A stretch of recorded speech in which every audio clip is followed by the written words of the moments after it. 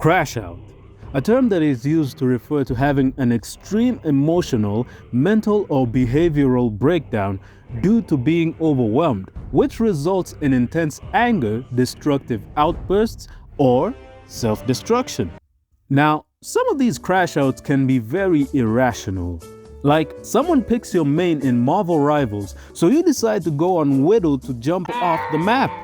Just pick and learn another character, dog. Stop being a pussy-ass nigga.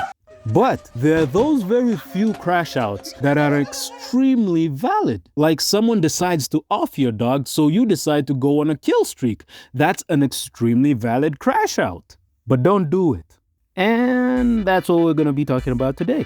Some of the most valid crash outs in fiction. So sit back, relax, and like usual, let's get down and dirty. And the first one I got on the list. Did I use Kai's theme from Kung Fu Panda? Yes, nigga, I think it's cool. Anyway, my boy Tai Lung has one of the most valid reasons for crashing out like he did. Imagine that from a young age you were abandoned by your parents and then you got taken in by this hamster-looking thing that trains you to be the Duke Dennis of Kung Fu. Boy, ain't no way, boy. Fills your head with all these hopes and dreams, telling you that you are destined for greatness. Just for you to get rejected by this wrinkly-ass turtle talking about, get a load of this guy. He thinks he can be the Dragon Warrior. Don't do that again?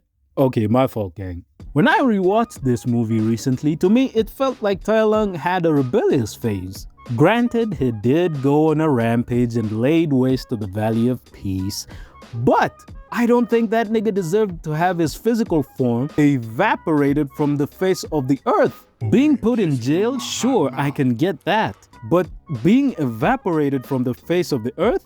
Especially after they found out that the Dragon Scroll had nothing in it. They just murked the guy. Moral of the story? Shifu is the real villain of the story because he trained Tai Lung to be the greatest of all time, and when he fell short, he did nothing but let that nigga go on a rampage and die. Up next, Darth Maul. But before I say anything, if you haven't seen the new Maul Shadow Lord animated series, this man is moving different in that show. Nigga lost one time to Ahsoka and he decided to come back with a vengeance. Straight up aura farming every chance he gets. Just go watch the show. What are you waiting for? It's amazing. Arguably some of the best Star Wars content in recent years.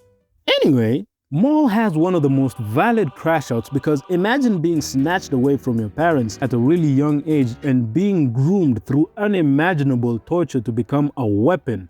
Losing your own brother to the same man who kidnapped and tortured you as a child. And now that you're a grown-ass man, you are still being tortured by the same exact man, while at the same time still losing the empire that you've built with your own two hands. And to put icing on the cake, you lose your entire lower body to a Jedi Padawan after putting straight belt throughout the entire fight, when you are a whole Sith Lord. If I'm being honest with you, if I lost my manhood and couldn't take a proper shit, I'm crashing out too. And to anyone out there who says that Maul's crash out was because he was arrogant and made some dumb mistakes, well, you're right. I'm not gonna fight you, that's scary. But losing his manhood at the very least justifies his crash out, nigga. Up next on the list, Darth Vader, aka Anakin Skywalker, one of the most iconic characters in fiction. And for y'all who aren't familiar with Star Wars, what are you doing? Go watch the movies and the shows. Anyway, Darth Vader is one of those characters who has one of the most valid crash outs in all of fiction. Picture this, you are taken by some strange man to become a Jedi on the basis that you are the chosen one, and you leave your mom back in slavery because he only had enough motion to get you out of your contract through a bet. Then when you become a Jedi Padawan, you start having these visions of your mom being killed. And when you tell the Jedi Masters about your visions, they don't seem to care. And some bum-ass green nigga just tells you to let it go and master your fear. Really, nigga? Nigga, that's my mom! There is no letting go. And when Anakin goes home with no help from the Jedi, of course, he found his mom on the brink of death, holding on just enough for her to die in his arms. Bruh, I can't with these niggas. Not to mention, Anakin goes through the exact same thing again, but only this time it was with a bad bitch like Padme. And I swear, because you lose it, you never win. Oh, boy! if I too lost a bad bitch like her, I wouldn't hesitate to spark up the Youngling Slayer 3000, bro. In addition to this, Anakin didn't just go to the dark side because this is where the cool kids hanged out. He did it because he felt like there was no other option on the light side. Unfortunately for him, this option caused him to get sliced up and turned into an overcooked steak and get trapped in a mechanical suit. Not to mention, he couldn't take a proper shit.